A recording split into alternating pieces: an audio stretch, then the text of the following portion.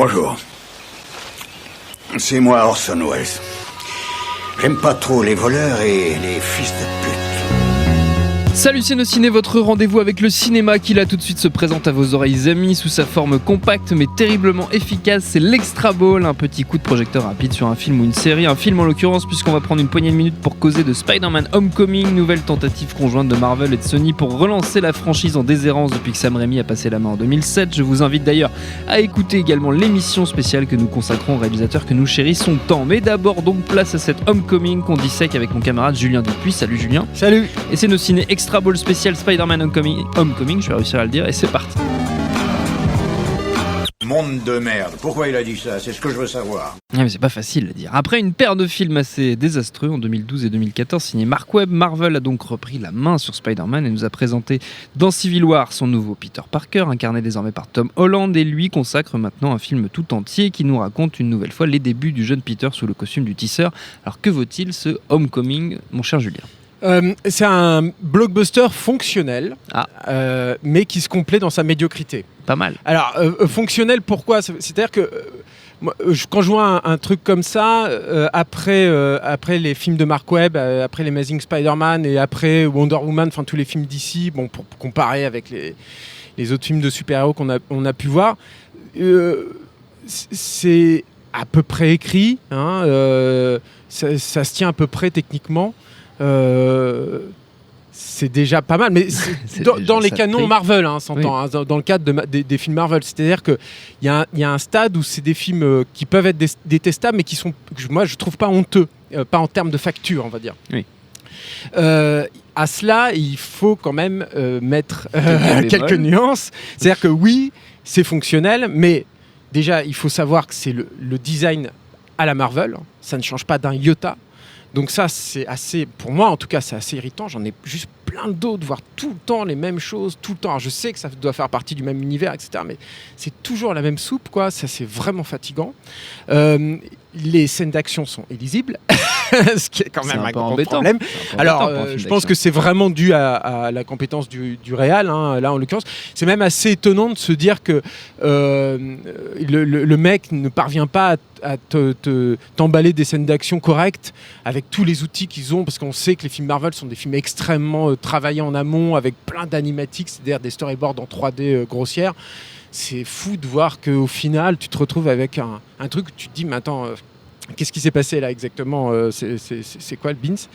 Et moi je trouve qu'il y a un, alors c'est hallucinant ce que je veux dire, mais je trouve qu'il y a un petit retard par rapport à Amazing Spider-Man 2 qui était un film épouvantable, complètement à chier, mais où je trouve que techniquement au niveau des FX il y avait des trucs vraiment étonnants, notamment un travail sur le costume de Spidey qui était un petit peu lâche, alors du coup qui volait, qui vibrait un petit peu quand il était au vent, ça rajoutait un surplus de réalisme en fait au personnage. Là les doubleurs numériques de ce Spider-Man Homecoming, elles arrivent au niveau de Spider-Man 3 qui date quand même un petit peu, donc c'est quand même c'est compliqué quoi aujourd'hui sur un film qui a coûté autant de thunes.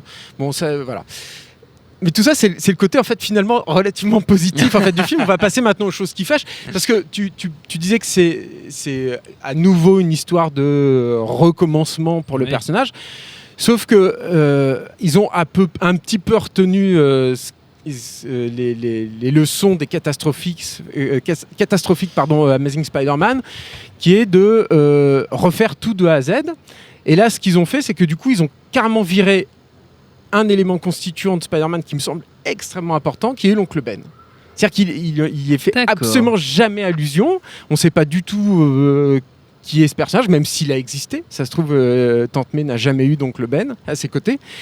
Et pour le personnage de Peter Parker, c'est dramatique. Parce que l'oncle Ben, quand on connaît un tout petit peu la mythologie de Spider-Man, je pense que tout le monde la connaît maintenant, c'est l'élément constituant qui va le conduire sur le chemin de l'héroïsme, qui va initier tout ce chemin de rédemption. Et moi, je trouve que la culpabilité d'un héros, c'est un moteur fabuleux pour créer un personnage attachant, humain, et en même temps qui va être amené à se surpasser. Et surtout, c'est l'oncle Ben qui dit la phrase. Voilà. Alors là, avec un grand pouvoir vient elle n'y est pas du tout, hein, du coup.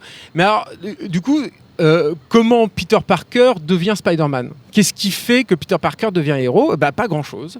C'est-à-dire qu'en gros, on se retrouve avec un ado un peu mal dégrossi, un tout petit peu mal dans sa peau, mais pas trop quand même, qui va devoir faire ses preuves vis-à-vis de son papa étant Tony Stark.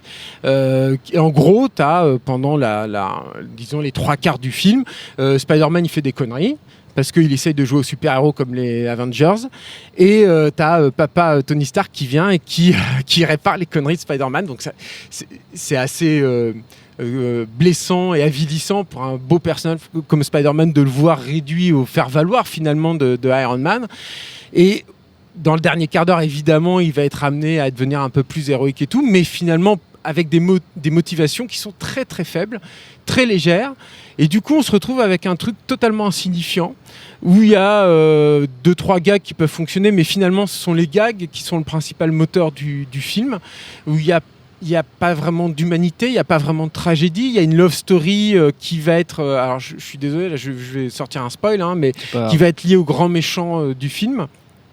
Qui est joué par Michael Keaton, qui est pas mal d'ailleurs, mais qui est sans incidence. Alors, il y a un truc, il y a une chose qui est posée à un moment qui aurait pu rendre le film, à mes yeux, assez intéressante, qui est une discussion... Alors là, pour le coup, je pense que je spoil rien parce qu'elle est dans la bande-annonce, qui est une discussion entre le vautour, donc le grand méchant, et Spidey, et Peter Parker, où le vautour, en gros, l'idée du vautour, c'est qu'il récupère tous les restes des combats dantesques, enfin qui se veulent dantesques des Avengers, pour se créer une espèce d'armada de pointe au service du crime, mais des crimes assez crapuleux en fait.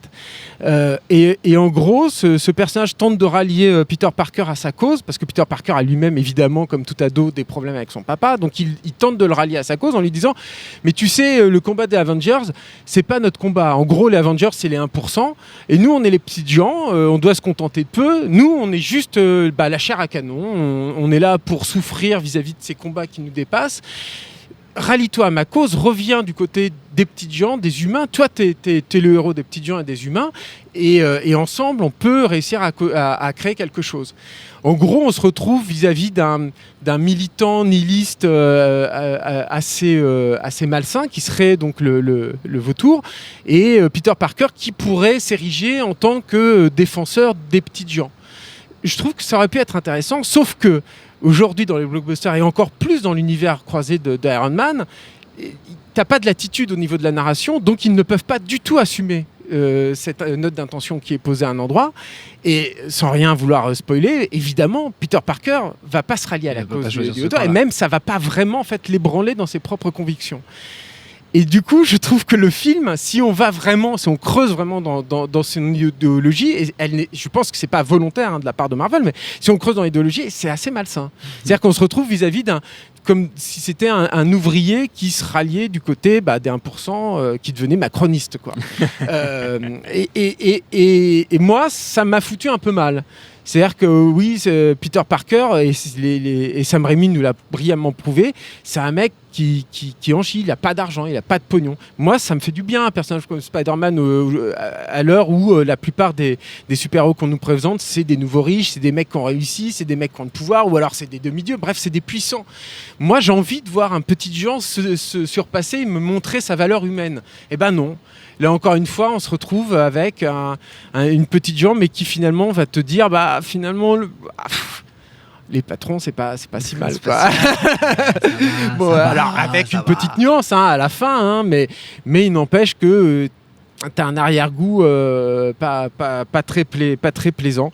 Moi, finalement, ce Homecoming prouve d'une part que la mécanique Marvel est fonctionnelle, encore une fois. C'est une mécanique qui fonctionne, et d'ailleurs elle perdure, et je pense qu'elle ne durerait pas comme ça auprès du public si elle n'était pas fonctionnelle. Mais d'un autre côté, ça prouve surtout, encore une fois, que tu ne refais pas un Spider-Man impunément après ce que Sam Raimi a posé. C'est impossible. Même après la réussite un tout petit peu plus tempérée de Spider-Man 3, qui est un film que j'adore personnellement, mais c'est vrai que c'est un film qui a quelques défauts, tu ne repasses pas derrière comme ça. C'est des films qui ont été ancrés tellement fort dans l'inconscient collectif, qui ont tellement marqué marqué au fer rouge la culture pop. Que tu ne peux pas recréer un personnage comme Spidey aujourd'hui. C'est extrêmement difficile. Et je souhaite bien du courage à Marvel pour la suite.